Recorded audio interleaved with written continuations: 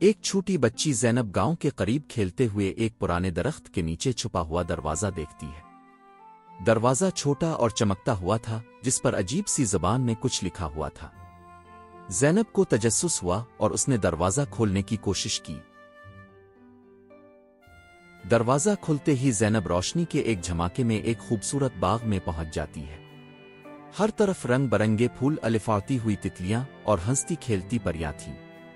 ये बाग जादुई था, जहां कदम रखते ही ज़ैनब ने अजीब सी खुशी महसूस की।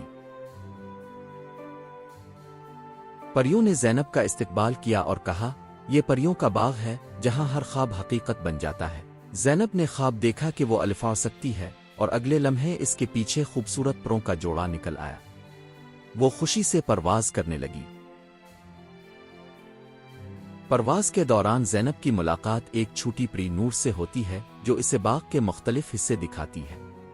नूर बताती है कि यह बाग सिर्फ इन लोगों के लिए खिलता है जिनके दिल साफ होते हैं। वक्त गुजरता गया और ज़ैनब को वापस जाना पड़ा। परियों ने इसे जादुई बीज दिया और कहा, जब भी तुम यहां वापस आना चाहो ये बीज बो दो और दरवाज़ा जाहिर हो जाएगा। वो ज़ैनब मुस्कुराती हुई बाग से वापस अपनी दुनिया में आ गई।